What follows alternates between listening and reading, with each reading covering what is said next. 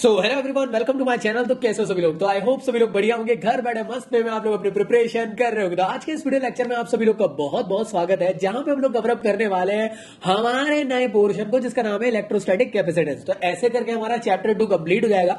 जितने लोगों ने पोटेंशियल वाला पोर्शन नहीं देख पाए, आई बटन पे जाए, वहां से देख ले। चैप्टर 1 नहीं देख पाए, वहां से जाके देख ले। अरे भाई, पूरी सिलम सीरीज की आपको प्लेलिस्ट मैंने बना के दे दिया हूं, जाके आप लोग चेकआउट कर सकते हो। कोई दिक्कत आती तो कॉमेंट बॉक्स में बता दिया करो। सो कैसा लग रहा है कॉन्टेंट, कॉमेंट बॉक्स में जरूर बताना। चैनल को सब्सक्राइब करना, क्योंकि इस तरीके का रेगुलर कंटेंट मैं आप लोगों के लिए लाने वाला हूं। बहुत तगड़ा कंटेंट आने वाला है फिजिक्स और फिजिकल एजुकेशन क्लास 12 के लिए। सो जल्दी जल्दी जाए, चैनल को सब्सक्राइब मारे और अपने दोस्त यारों को शेयर करो यार, कंजूसी मत दिखाओ। इस बीम सीरीज में कंटिन्यू रहने के लिए स्टार्ट करते हैं हमारे आज के इस वीडियो को।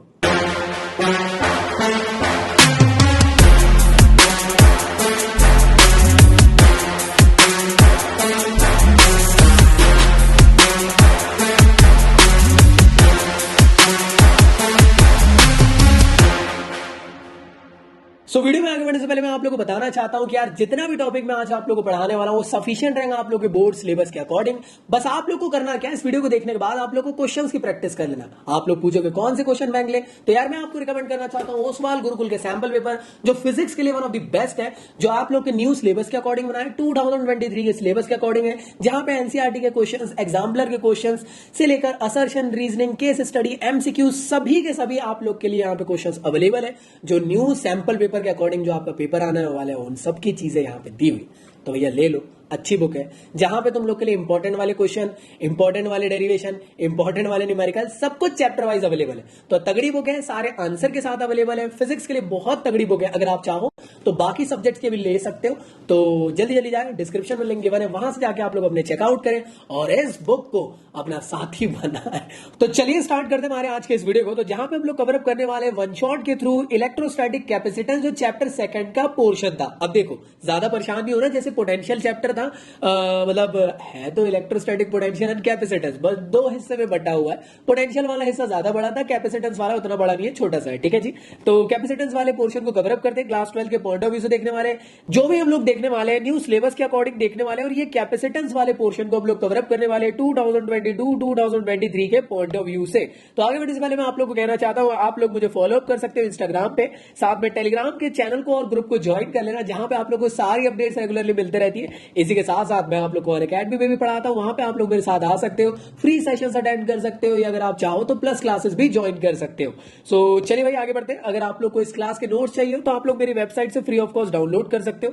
जैसे कि आप लोग जानते हो, मेरी वेबसाइट में आप लोग चाहो तो वहीं से रीड भी कर सकते हो, या अगर आप चाहो तो यार उसको डाउनलोड करके आप लोग को अगर प्रिंट आउट कराना तो प्रिंट आउट करा लेना। तो हैंड रिटन नोट्स आप लोग इस चैप्टर के भी मिल जाएंगे। जल्दी से जाएं, लिंक डिस्क्रिप्शन में गिवन है, या फिर zakisaudagar.in पे जाएं और डाउनलोड करें। तो आज का हमारा सबसे पहला टॉपिक है, जिसका नाम है कैपेसिटर। तो कैपेसिटर क्या होता है? बेसिक सी बात, कैपेसिटर एक ऐसे टाइप का डिवाइस है जो अपने अंदर चार्जेस को स्टोर करके रखता है। सिंपल बात, या मैं कह सकता हूं कि इलेक्ट्रिकल एनर्जी को अपने अंदर स्टोर करके रखता है, ऐसे टाइप का डिवाइस को कहते हैं कैपेसिटर।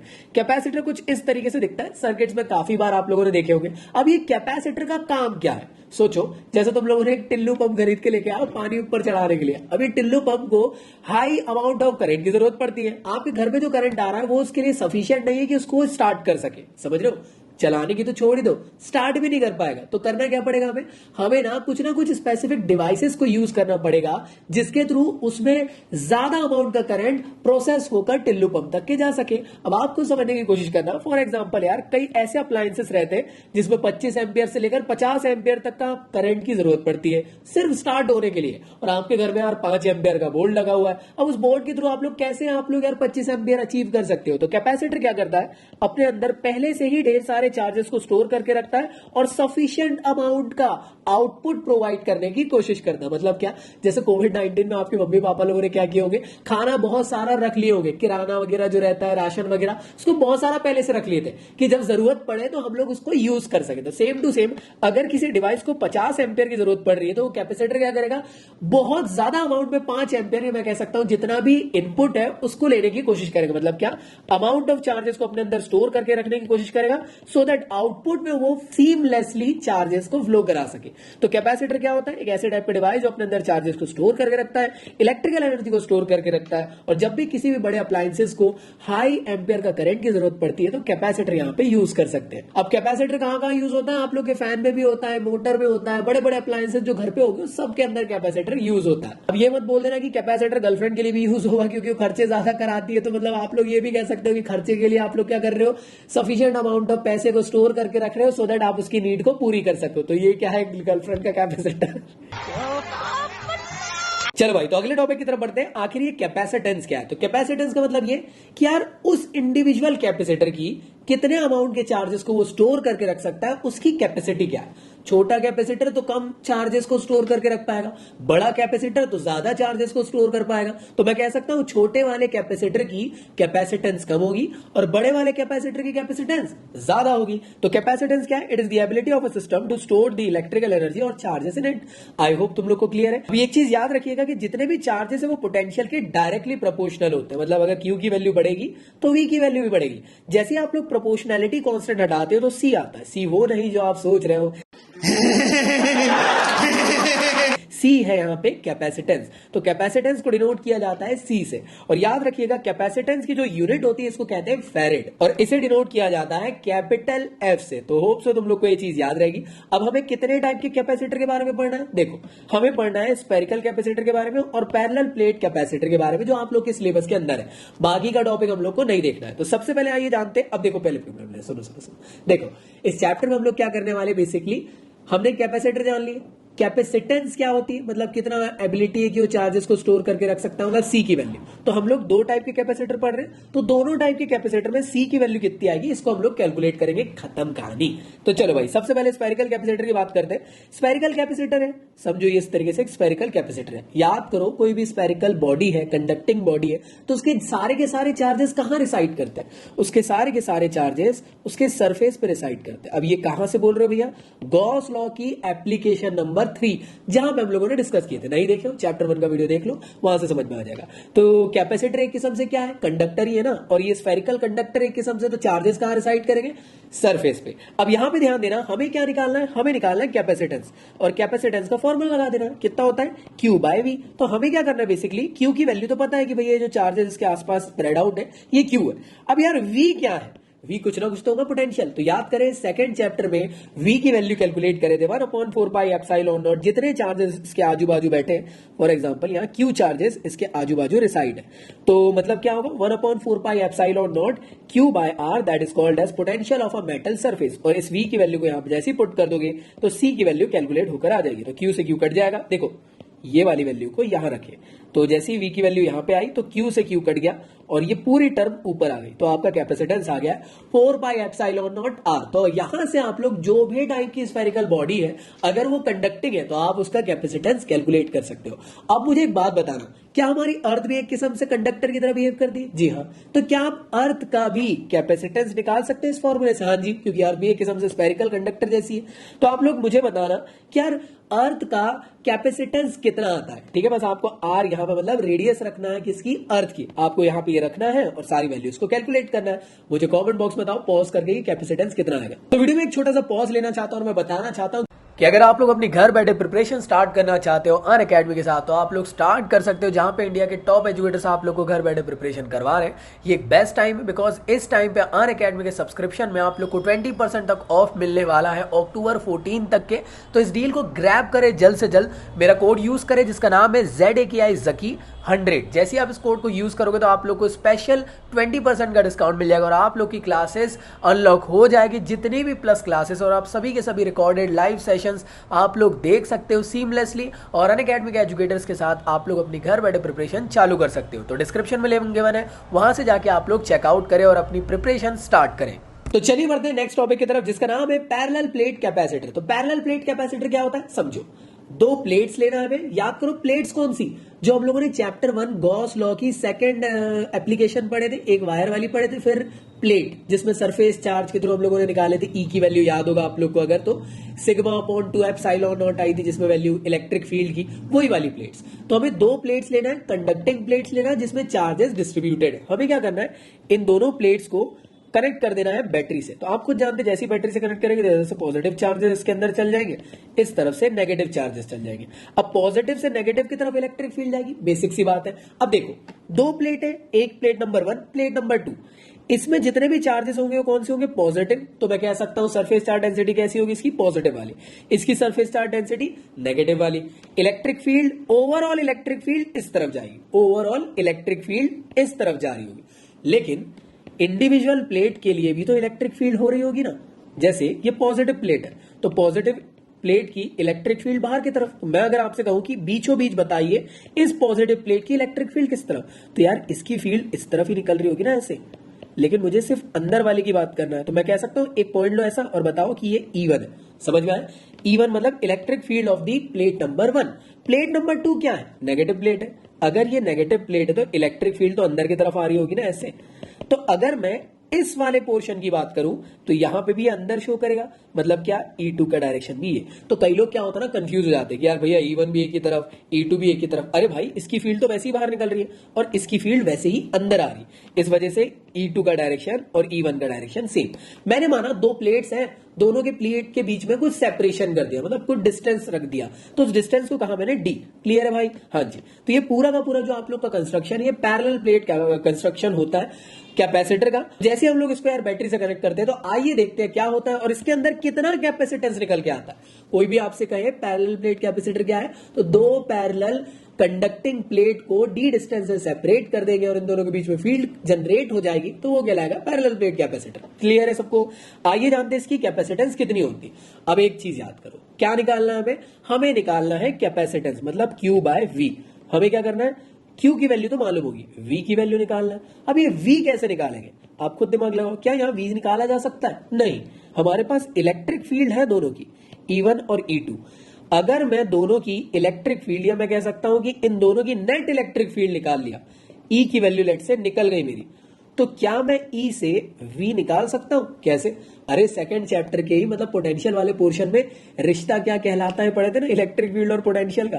तो जहां पे हम लोगों ने V which is equal to E into D पढ़े थे, तो E की वैल्यू रख देना, सेपरेशन D ये है, V की वैल्यू निकल जाएगी और V की वैल्यू को C which is equal to Q/V में पुट कर देंगे। तो सबसे पहले क्या करना है, पहले हम लोग एक काम करते हैं, इलेक्ट्रिक फील्ड निकाल लेते हैं। तो याद करो एक प्लेट का इलेक्ट्रिक फील्ड इंटेंसिटी क्या होगी?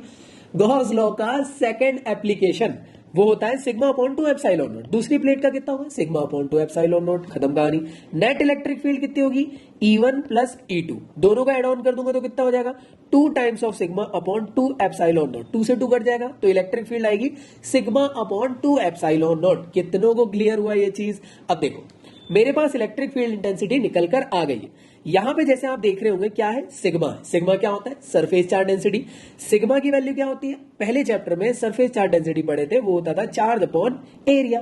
ओवरऑल है ना, जो भी प्लेट है उसमें कितने चार्जेस स्प्रेड है उसके ओवरऑल एरिया में, वो कहलाता था सरफेस चार्ज डेंसिटी। तो सिग्मा की वैल्यू यहां से Q/A रख देंगे। इसको जैसे ही आप पुट करोगे तो इलेक्ट्रिक फील्ड तुम्हारी ये हो जाएगी, मतलब क्या?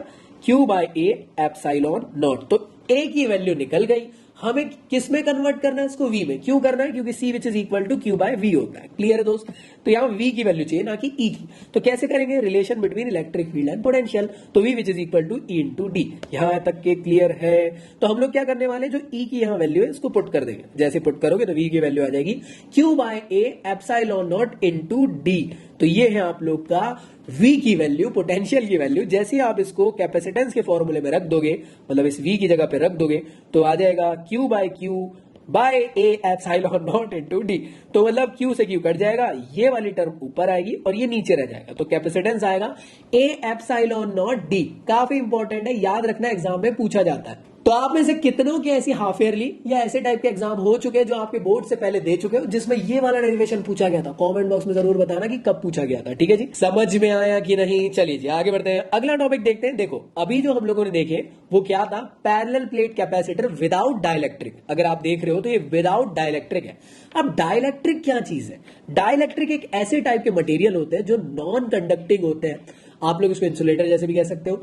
माइका वगैरह जो रहते हैं ना, ये डाइलेक्ट्रिक मटेरियल के एग्जाम्पल होते हैं। तो हम लोग यहाँ पे डाइलेक्ट्रिक मटेरियल का यूज करने वाले हैं दो पैरेलल प्लेट कैपेसिटर के बीच में। मतलब क्या, जैसे ये दो पैरेलल प्लेट कैपेसिटर थी, इनके बीच में एक डाइलेक्ट्रिक मटेरियल हम लोग रख देंगे, तो इससे क्या होगा, तो चलो इसके बारे में थोड़ा सा मैं आप लोग को बता देता हूं। देखो यार, जब भी आप लोग डाइलेक्ट्रिक मटेरियल का यूज करते हो तो उससे होता क्या है, जो ब्रेकडाउन है वो बहुत स्लो डाउन हो जाता है। अब ये ब्रेकडाउन क्या बना है, आइए जानते हैं। देखो ध्यान देना सभी लोग, जैसे आप लोग की पैरेलल प्लेट कैपेसिटर थी, याद करिए यहाँ पे पॉजिटिव चार्जेस है और यहाँ पे नेगेटिव चार्जेस है। आप सभी लोग जानते हो कि यार बीच में क्या कुछ नहीं है, मैं कह सकता हूं एयर के मॉलिक्यूल्स तो होंगे। अब एयर के मॉलिक्यूल्स अगर इसके बीचों बीच है तो क्या ये एयर के मॉलिक्यूल्स पोलराइज हो रहे होंगे? हाँ जी, हो रहे होंगे ना। देखो इस तरफ प्लेट में देखकर तो ये इस तरफ नेगेटिव हो जा रहे होंगे, इस तरफ ये पॉजिटिव हो रहे होंगे, इस तरफ ये नेगेटिव हो रहे होंगे, इस तरफ ये पॉजिटिव, इस तरफ नेगेटिव, इस तरफ ये पॉजिटिव। अगर ये पोलराइज हो रहे हैं तो इस तरफ ये नेगेटिव हो रहे हैं, इस तरफ ये पॉजिटिव हो रही है। ये एयर के मॉलिक्यूल्स है, तो आप खुद बताओ यार, एयर के मॉलिक्यूल कमजोर है, जल्दी टूट जाएंगे ना। अरे ये मतलब निब्बा निब्बी की रिलेशनशिप जैसा ही है। थोड़ा सा बुरा हुआ रिलेशनशिप ब्रेकअप, मतलब क्या होगा, ये एयर के मॉलिक्यूल इस तरीके से ब्रेक डाउन हो जाएंगे। अगर ये एयर के मॉलिक्यूल ब्रेक डाउन हुए तो जितने भी नेगेटिव एयर के मॉलिक्यूल्स तो वो इस तरफ आ जाएंगे और पॉजिटिव इस तरफ आ जाएंगे। आप खुद बताओ, क्या ये कैपेसिटर स्टेबल हो जाएगा? जी हाँ। तो क्या ये कंडक्टिविटी शो कर पाएगा? नहीं। समझ में आ रहा ना मेरी बात? ये तो स्टेबल हो गया है, इस तरफ नेगेटिव इस तरफ पॉजिटिव थे और ये नेगेटिव इधर आ गए, इस तरफ नेगेटिव इस तरफ पॉजिटिव आ गए, तो क्या हुआ, ब्रेकडाउन हो गया ना जल्दी।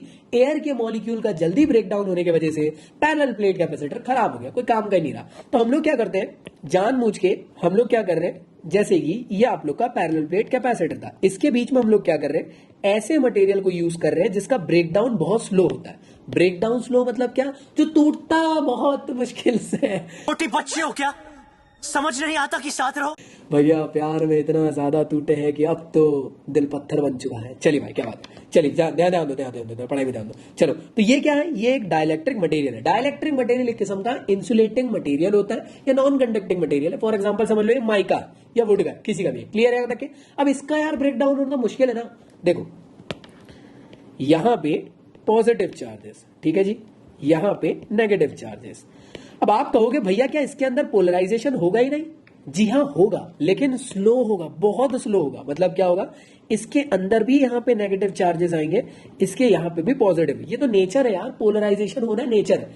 तो जैसे कि प्लेट्स की वजह से इलेक्ट्रिक फील्ड इस तरफ दौड़ रही है, तो ऐसी इंड्यूस्ड इलेक्ट्रिक फील्ड इसके अंदर ऐसे दौड़ेगी।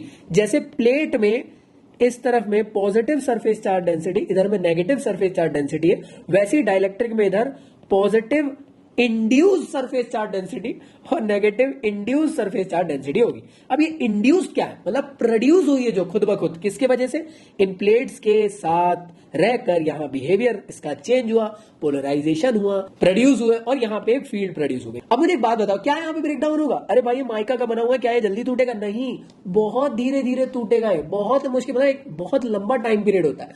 तो कभी कभार देखते हो ना, ये कैपेसिटर खराब हो गया, मतलब क्या, पक्का उसके अंदर ब्रेकडाउन हो गया होगा। क्लियर है? लेकिन वो कैपेसिटर सालों साल आपके घर पे चला था। आई होप तुम लोग को ये चीज क्लियर हुई। तो ये चीज समझ में आई कि डाइलेक्ट्रिक मटेरियल क्यों यूज कर रहे हैं पैरेलल प्लेट कैपेसिटर में, और जब नहीं कर रहे थे तो ब्रेकडाउन क्यों हो रहा था। ब्रेकडाउन का फिनोमेना आई होप तुम लोग को क्लियर हो चुका होगा। ठीक है जी, चलो भाई, तो पैरेलल प्लेट कैपेसिटर की बात कर रहे थे हम लोग। देखो जैसे सेम डायग्राम तो वही है, यहां पे एक प्लेट है जिसमें पॉजिटिव चार्जेस है, यहां पे एक प्लेट है जिसमें नेगेटिव चार्जेस है। इसका एरिया A1 है, इसका एरिया A2 है। इन दोनों प्लेट्स के बीच में जो डिस्टेंस है वो D है। प्लेट नंबर 1 है, प्लेट नंबर 2 है। ये पॉजिटिव प्लेट, ये नेगेटिव प्लेट, तो इनकी इलेक्ट्रिक फील्ड इस तरफ जा रही है। हमने कहे कि E0 इलेक्ट्रिक फील्ड जा रही है, इतना याद रहेगा तुम लोग को। जैसे आप जानते हो कि यार पोलराइजेशन होने की वजह से डाइलेक्ट्रिक मटेरियल के अंदर इस तरफ में पॉजिटिव चार्ज है, क्यों, क्योंकि प्लेट के नेगेटिव चार्ज को देखकर, और इधर नेगेटिव चार्ज है प्लेट के पॉजिटिव चार्जेस को देखकर। और मैं कह सकता हूं कि यार जैसे प्लेट्स में इस तरफ इलेक्ट्रिक फील्ड जा रही है, सेम टू सेम इस तरफ में इंड्यूस्ड इलेक्ट्रिक फील्ड जा रही होगी, जो प्रोड्यूस हुई है किस वजह से, प्लेट्स के बीचों बीच रखे गए वजह से। आई होप यहां तक क्लियर है। यहां पे जैसे इनकी सरफेस चार्ज डेंसिटी है, वैसे यहां पे भी इनकी सरफेस चार्ज डेंसिटी होगी। होप सो ये सब क्लियर है। करना क्या है, अरे सेम वही सब चीजें करना है, यहां पे भी कैपेसिटेंस निकालना और कुछ नहीं, कि डाइलेक्ट्रिक मीडियम को यूज करने के बाद किस तरीके से कैपेसिटेंस में चेंजेस आता है। एक और चीज याद रख लेना, चलो मैं वो भी समझा देता हूं। देखो जैसे कि ये प्लेट है, प्लेट के बीच में अभी समझ लो कि ये वाली पॉजिटिव है, ये नेगेटिव है। क्लियर है? अभी इनके बीच में कुछ है क्या? नहीं। यहां कोई मटेरियल है क्या? नहीं। क्या है? एयर है। तो इलेक्ट्रिक फील्ड क्या है, लेट से ई नॉट हुई। क्लियर है? अब मैंने कहा ये प्लेट है और मैंने क्या किया, इतने हिस्से में, मतलब एकदम चिपका के इससे, इतने हिस्से में, प्लेट से एकदम चिपका के इतने हिस्से में मैंने एक डाइलेक्ट्रिक मटेरियल का यूज कर दिया। क्या करा? Dielectric material. तो मैंने यहां पे एक डाइलेक्ट्रिक मटेरियल का यूज किया और ये वाला स्पेस में खा लिया। तो अब बताइए यहां इलेक्ट्रिक फील्ड कैसी बनेगी? याद रखना, जहां पे भी डाइलेक्ट्रिक मटेरियल आ गया, जो इलेक्ट्रिक फील्ड है आपकी वो E बाय के हो जाएगी। जहां पे आपका डाइलेक्ट्रिक मटेरियल नहीं है वहां पे इलेक्ट्रिक फील्ड सिंपली E रहेगी। तो आप खुद बताओ मुझे, यहां से लेकर यहां तक की इलेक्ट्रिक फील्ड कितनी होगी? E बाय के। के क्या है? डाइलेक्ट्रिक कांस्टेंट, तो 1/k का इंटू मार देना। और ये वाले हिस्से में सिंपली E। क्यों? क्योंकि वहां डाइलेक्ट्रिक मीडियम नहीं था। अब मुझे एक बात बताओ, अगर मैं पूरे हिस्से में डाइलेक्ट्रिक मटेरियल यूज कर दूं तो क्या होगा? आप पॉज करके आंसर करना ईमानदारी से, तब मजा आएगा। अगर मैं पूरे हिस्से में अगर यूज कर दूं तो इलेक्ट्रिक फील्ड कितनी हो जाएगी? E बाय के।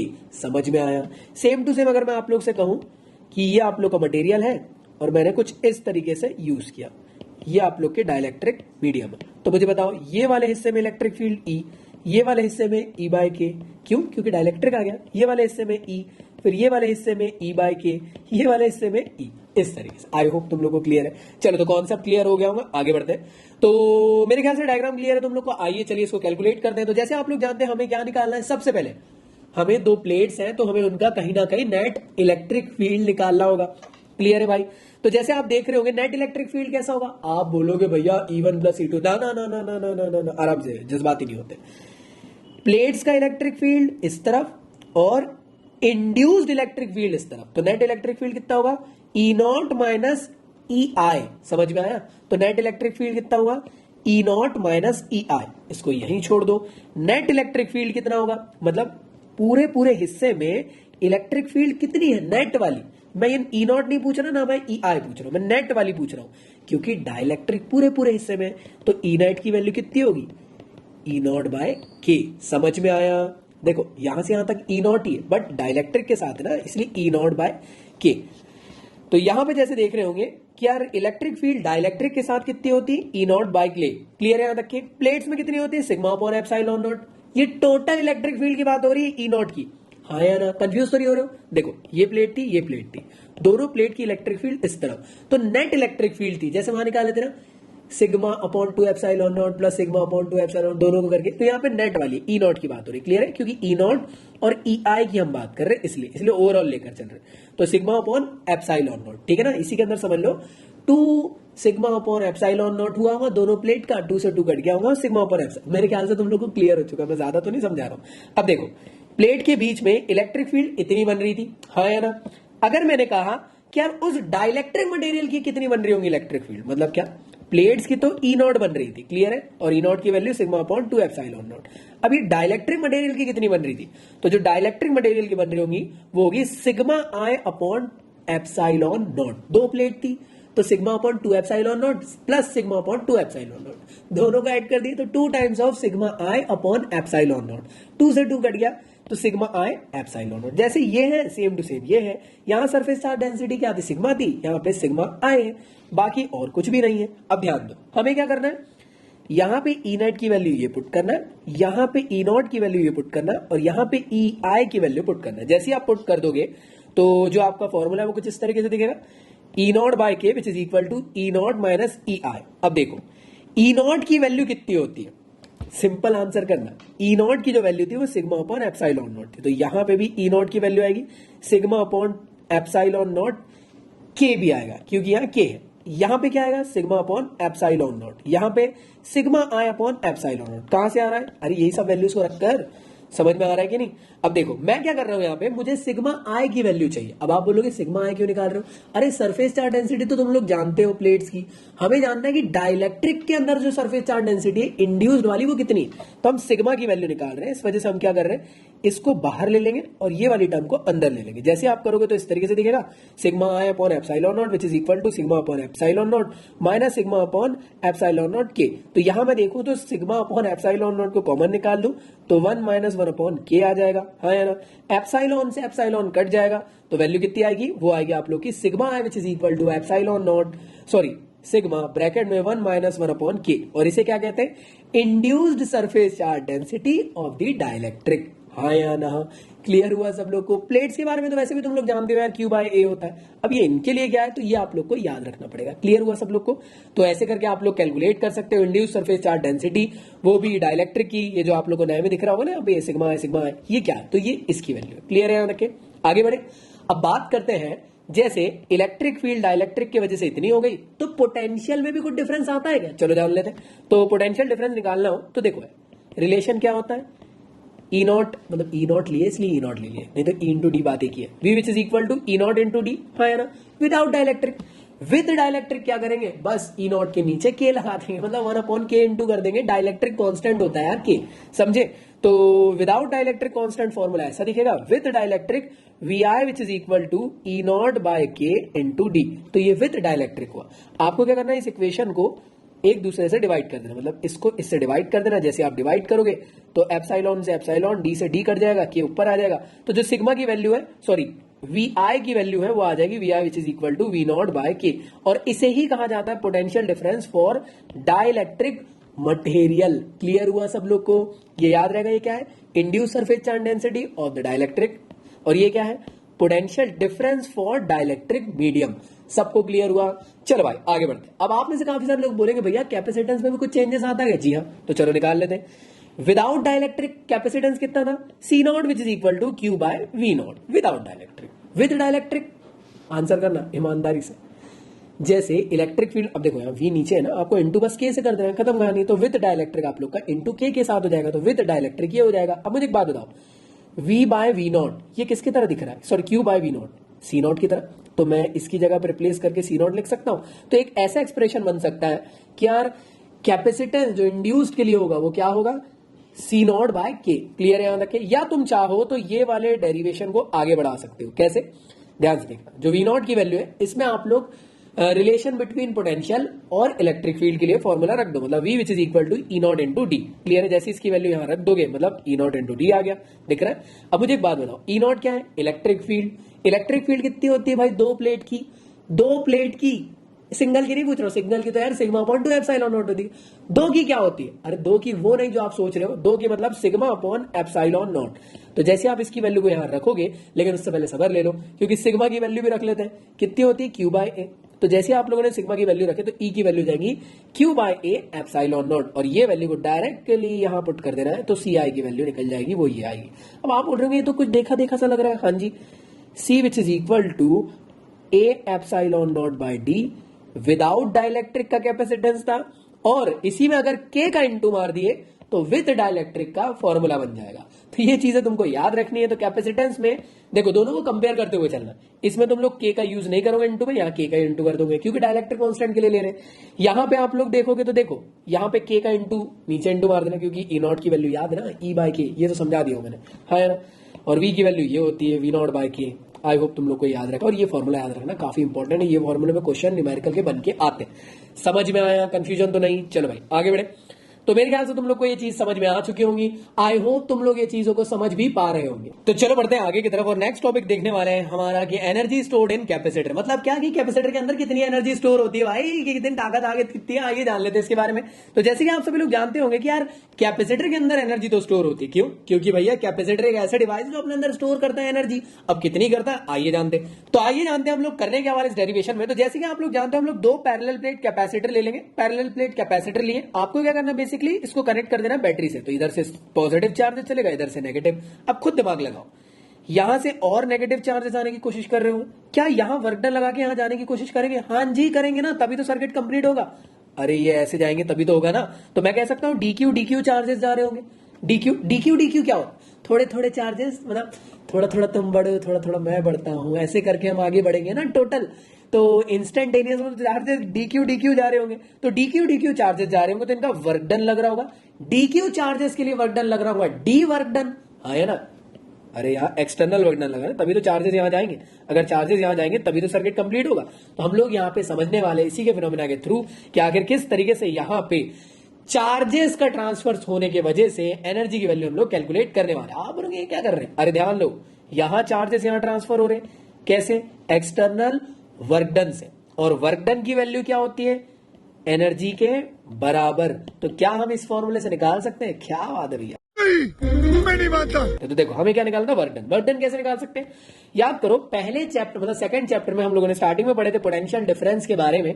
तो वहां पे फॉर्मूला था क्या, del V which is equal to work done upon charges. अब यहाँ कौन से चार्जेस है, डी क्यू चार्जेस, इसलिए डी क्यू लिए, और डी क्यू वर्क डन हो रहा है मतलब छोटे छोटे चार्जेस का work done, D Q work done. तो फॉर्मूला कुछ इस तरीके से लिखा हूं, क्लियर है भाई। हमें वर्क डन निकालना है, इसलिए मैं इसको चार्जेस को इधर भेज देता हूं, वर्क डन के पॉइंट ऑफ व्यू से ऐसा लिख देता हूं। डेरिवेटिव्स दिख रहे हैं तुम लोग को, तो बोथ साइड इंटीग्रेट कर देता हूं। जैसे इंटीग्रेट करूंगा तो जीरो से लेकर मतलब टोटल हो जाएगा, तो ये टोटल वर्क डन हो गया जीरो से लेकर क्यू तक। अब समझ में आया, देखो डी क्यू चार्जेस थे, तो हमने क्या करें जीरो से लेकर टोटल चार्जेस तक इसको इंटीग्रेट कर दिए, क्लियर है भाई। और डेल वी, अभी डेल वी की वैल्यू क्या होती है, अभी तो देखे थे डेल वी की वैल्यू जब धीरे धीरे चार्जेस जा रहे हैं तो उसके लिए कितनी थी, क्यू बाय सी। समझ में आया, तो यहां से क्यू बाय सी ले लो इनटू डी क्यू ले लो, हाँ या ना। ये चीज कितनों को समझ में आई, पहले तो मुझे ये बताओ। तो मेरे ख्याल से तुम लोग को ये चीज समझ में आ गई होगी, तुम लोगों ने यहाँ पे वैल्यू पुट कर दी। अब बेसिकली करना क्या है, जो डेरिवेटिव है क्यू का उसको बस इंटीग्रेशन कराना, बाकी सबको बाहर लेना, मतलब वन अपॉन सी को बाहर ले लेना और इसका इंटीग्रेशन कराना है। क्यू का इंटीग्रेशन क्या होगा, क्यू की पावर 1 बस 1 प्लस 1 ये इंटीग्रेशन होगा, तो मतलब क्यू की पावर 2 बाय 2 हो जाएगा, क्लियर है। एक बार जीरो एक बार क्यू, लिमिट है भाई, एक बार यहाँ पे क्यू रखेंगे फिर माइनस रखेंगे फिर इसी वैल्यू में जीरो रख देंगे, क्लियर है। जैसे आप लोग देख रहे होंगे 2 को भी बाहर ले लिया मैंने, चलिए भाई बधाई हो आपको। तो 2 से यहाँ पे आ गया, तो क्यू स्क्वायर है, एक बार हम लोगों ने कैपिटल क्यू रखे तो ये हो गया क्यू स्क्वायर, एक बार क्यू की जगह पे जीरो रखे तो जीरो हो गया, क्लियर है भाई। तो क्यू स्क्वायर बाय 2c, तो वर्क डन कितना निकल गया है, Q square by 2c, work done निकल गया। अरे भैया वर्क डन निकल चुका है, पोटेंशियल निकाल लो, खत्म कहानी। पोटेंशियल क्या होता था, याद करें, सभी लोग को याद होगा, du which is equal to negative of electrostatic work done, हाँ या ना, जो पोटेंशियल के लास्ट टॉपिक में पढ़े थे और positive of external work done, तो du which is equal to positive of external work done. Work done की वैल्यू ये रही, और वर्क डन की वैल्यू जैसी रखोगे तो u की वैल्यू निकल जाएगी। अब du है, इसको आप लोग u2 माइनस u1 भी लिख सकते हो, या अगर आप चाहो तो simply u which is equal to Q square by 2c भी लिख सकते हो।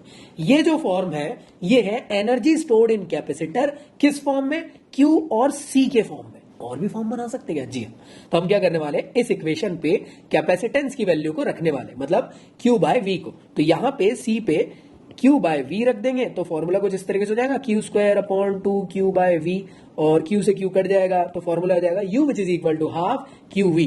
तो ये क्या है, energy stored in capacitor in the form of v and c। अब आप क्या करोगे, इसी फॉर्मूले में, याद रखना जब भी फॉर्म बनाना है तो इसी फॉर्मूले पे, इसी फॉर्मूले को एक बार c की वैल्यू रखें तो ऐसा फॉर्म बन गया, मतलब v और c के फॉर्म में।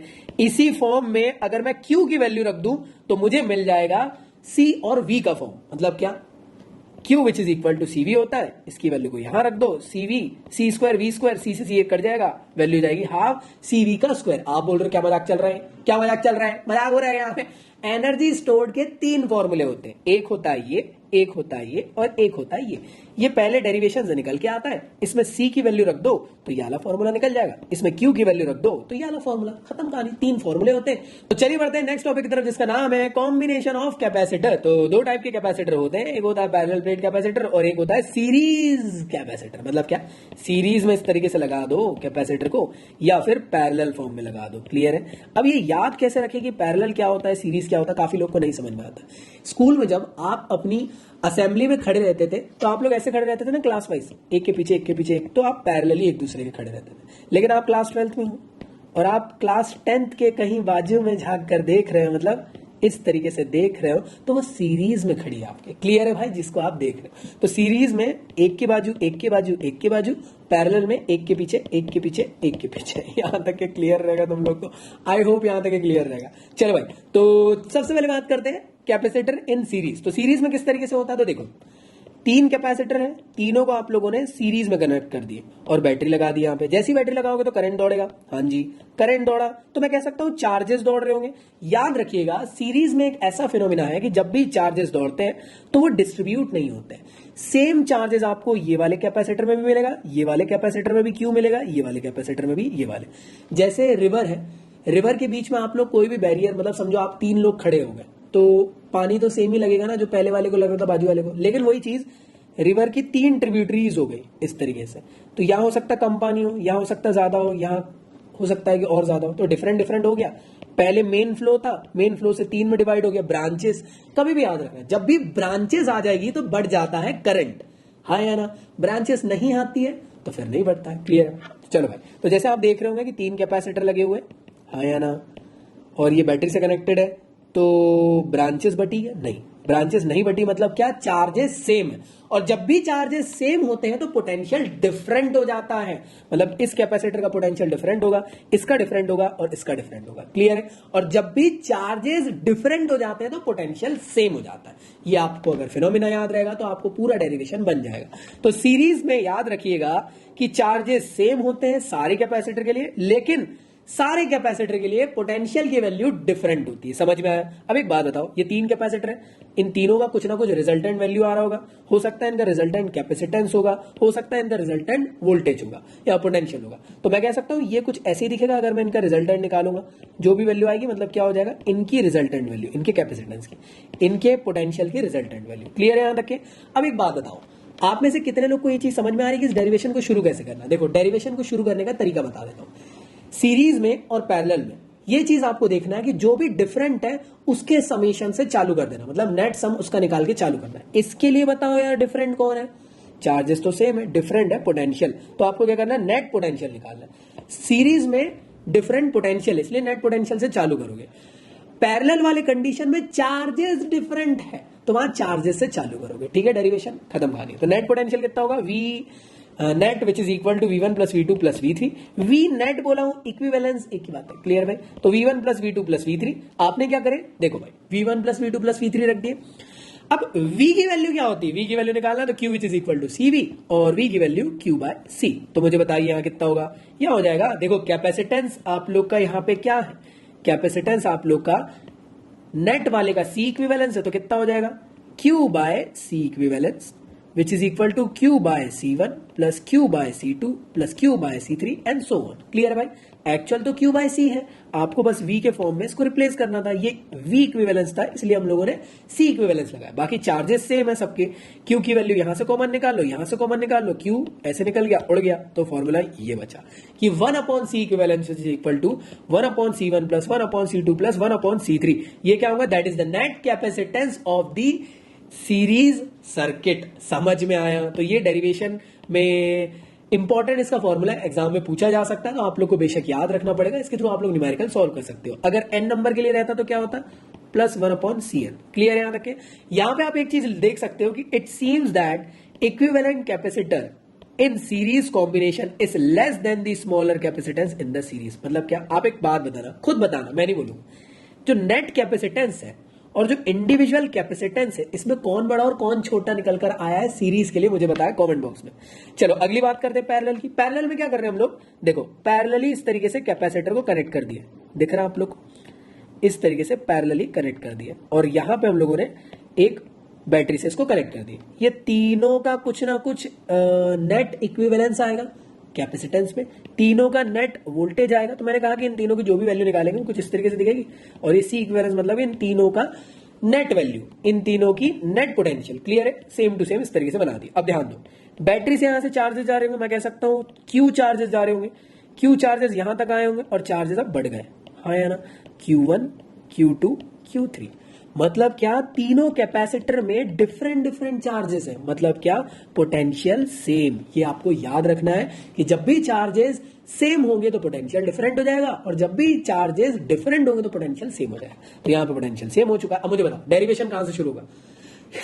मैं नहीं बोलने वाला, अब तुम बताओगे। मैंने कहा था जो डिफरेंट है वहां से चालू करेंगे, उसका नेट वैल्यू निकाल के। यहां पे डिफरेंट कौन है? पोटेंशियल। तो मतलब क्या करेंगे?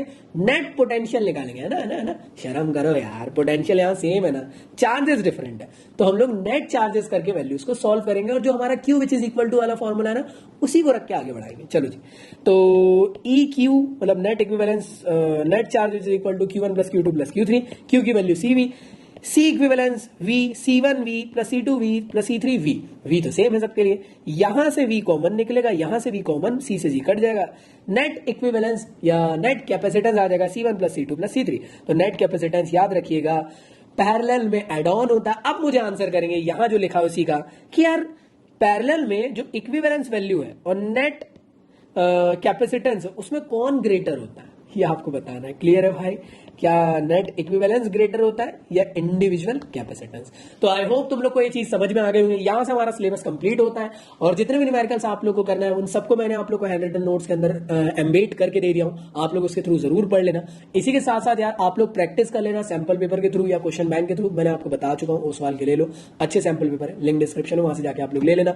और जितने क्वेश्चंस लगाओगे उतना ज्यादा बेनिफिशियल रहेगा तुम लोग के लिए, क्योंकि क्वेश्चन से ही तुम लोग का कहीं ना कहीं यार जो कॉन्सेप्ट पढ़े हो वो ग्रूम होगा। क्यों पढ़ तो लियो, अब यार आपको पता भी तो होना चाहिए कि आपको कितना याद है, तो क्वेश्चंस की प्रैक्टिस करो, ठीक है। तो यहां से सेशन को एंड करते हैं और इसी के साथ साथ आप लोग फिजिक्स और फिजिकल एजुकेशन का कंटेंट मजा पूरा उठा रहे होंगे। तो किसी भी टाइप का क्वेश्चन है तो कमेंट बॉक्स में डाल देना। आप लोग मुझे फॉलो अप कर सकते हो अकेडमी में, बहुत तगड़ा कंटेंट मैं आप लोग के लिए वहां पर डिलीवर कर रहा हूँ क्लास 12 कैटेगरी में। इसी के साथ साथ आप लोग मुझे इंस्टा पे फॉलो कर सकते हो, टेलीग्राम के ग्रुप और चैनल को ज्वाइन कर सकते हो, जहां पे आप लोग मेरे साथ मेरी फैमिली में ज्वाइन रहोगे। साथ में यार इस चैप्टर के नोट्स आप लोग डाउनलोड कर सकते हो मेरी वेबसाइट से फ्री ऑफ कॉस्ट, ठीक है जी। तो चलिए भाई एंड करते हैं हमारे आज के इस वीडियो को, मिलता हूं नेक्स्ट वीडियो में, जब तक के लिए गुड बाय, पढ़ाई करते रहो, सदा सेक्सी रहो मेरे स्टूडेंट।